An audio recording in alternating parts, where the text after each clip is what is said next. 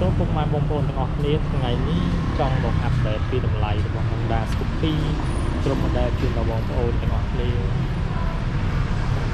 សម្រាប់ Honda Scoopy ស៊េរីឆ្នាំ2025គឺយើងចេញលក់នៅលើទីផ្សារបានចន្លោះ3ខែហើយបងប្អូនអតិថិជនគាត់កំពុងតែទិញម៉ូតូ Scoopy មួយគ្រឿងដែរសម្រាប់Scoopy ស៊េរីឆ្នាំ2025ដែលនាំចូលដោយក្រុមហ៊ុន NSX ដែលយើងហៅថាម៉ូតូក្រុមហ៊ុននេះគឺមានលក់ចន្លោះពី3ខែហើយបងប្អូនសម្រាប់ម៉ូតូហើយ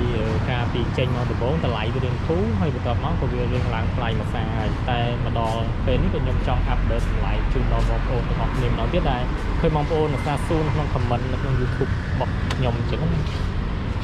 សម្រាប់ម៉ូតូ Scoopy ឥឡូវនេះគឺយើងមានប្រភេទប្រើ tele ហ្នឹងមាន4ពណ៌មានពណ៌សឡូង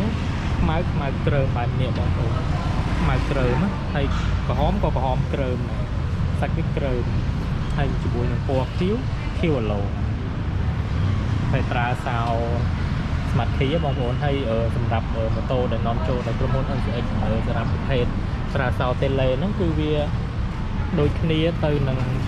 ម៉ូតូដែលនាំចូលដោយជាមួយនឹងប្រទេសថៃដូចគ្នាគាត់តែវាខុសដោយសារការនាំចូលរបស់ក្រុមហ៊ុនគឺមានអបមកជាមួយនឹងកងតាក់បិទបើកភ្លើងមកស្រាប់យើងអត់ចាំបាច់យកទៅកែទេព្រោះស្តង់ដារនេះប្រើនៅប្រទេសថៃគឺប្រើបើកភ្លើងរហូតហើយជាមួយនឹងការធានារយៈពេល2ឆ្នាំជាមួយក្រុមហ៊ុន NSX ទូទាំងប្រទេសគឺដែរធៀវ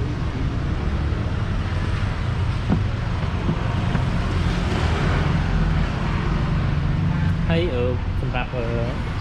ភេទត្រាសោចាក់នេះប្រភេទត្រាសោចាក់គឺក្រុមហ៊ុន Exclusive បន្តិចជាមួយនឹងប្រភេទនេះណាតែក្រុមហ៊ុននាំចូលមកគឺមានតែ3ពណ៌ទេមានពណ៌សអាឡូងខ្មៅអាឡូងហើយនិងក្រហមអាឡូងតែម៉ូតូដែលនាំចូលទៅប្រទេសថៃដូចជាមានច្រើនពណ៌មានពណ៌ស៊ីម៉ងពណ៌អីបន្ថែមទៅនោះអត់សូវច្បាស់ទេបងប្អូនហើយយើងរចនាបន្ថែមជាមួយនឹងតែបែបនេះដែលម៉ូតូថៃគឺមានអក្សរ plastic ប៉ុណ្នេះទេប៉ុន្តែសម្រាប់ម៉ូតូក្រុមហ៊ុនគឺមានតែបែបនេះហើយប្រភេទនៃពណ៌សរបស់plastic ម៉ូតូថៃគឺស្តៀងគ្នាដែរពណ៌ស្តៀងគ្នាគាត់តែខុសការរចនាតែមហើយពណ៌ខ្មៅអីចឹងណាហើយអូខេឥឡូវយើងកុំឲ្យខាត់ពេកយើងប្រាប់តម្លៃមកទៅសម្រាប់ប្រភេទត្រាសោ tele នេះអស់ពណ៌សបង្ហាញ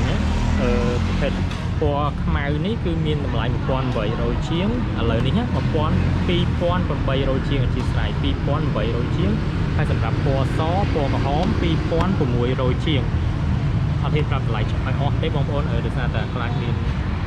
អ្នកលក់ដូចគ្នាគាត់ខឹងអញ្ចឹងណាបើសិនជាបងប្អូនចាប់អារម្មណ៍អាចខមមិននៅខាងក្រោមឬដាក់លេខទូរស័ព្ទឲ្យសម្រាប់ខលមកផ្ទាល់បានណាហើយសម្រាប់ពណ៌ខៀវគឺ 2500 ជាងទេតម្លៃធូរ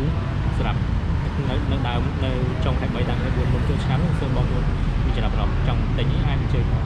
មើលបានផ្ទាល់ហើយសម្រាប់ប្រភេទប្រើសោចាក់វិញប្រភេទពណ៌ខ្មៅគឺមានតម្លៃ 2500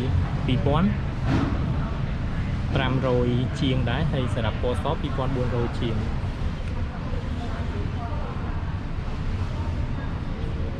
មាន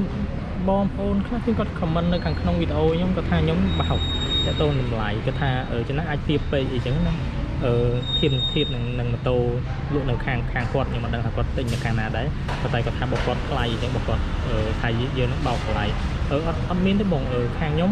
ដូចបញ្ជាក់អញ្ចឹងតម្លៃម៉ូតូគឺតែខ្ញុំប្រាប់ប៉ុណ្ណាគឺតម្លៃលក់ប៉ុណ្ណឹងហើយខ្ញុំអត់ដឹងទៅកុហកបងទៅអីទេព្រោះខ្ញុំបុគ្គលិកដែរហ្នឹង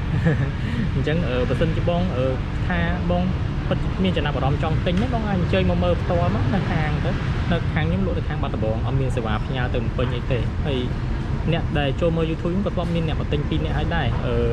មានអ្នកទិញคลิก160មួយគ្រឿងហើយនឹងបងម្នាក់នៅខាងប៉ោយប៉ែតคลิก160នៅខាងភ្នំពេញហើយនៅខាងប៉ោយប៉ែតនេះគឺទិញ PCX 160បើសិនគាត់នេះគាត់មកមើលផ្ទាល់អាចទិញបានអញ្ចឹងបងប្អូនសម្រាប់តម្លៃដែលខ្ញុំប្រាប់ទៅហ្នឹងគឺតម្លៃប៉ិតហើយអត់មានខុសអីទេអូខេអញ្ចឹងថ្ងៃនេះមានប៉ុណ្ណឹងសម្រាប់វីដេអូនេះហើយក្នុងតម្លៃប៉ុណ្ណឹងអញ្ចឹងបើសិនជាបងប្អូនមានចម្ងល់អាចខមមិននៅក្រោមបានខ្ញុំធ្វើវីដេអូជូនគឺខ្ញុំអាចឆ្លើយតបជាមួយនឹងខមមិនរបស់បងប្អូនអញ្ចឹងតោះសួរអីក៏បានអរគុណច្រើនបងប្អូន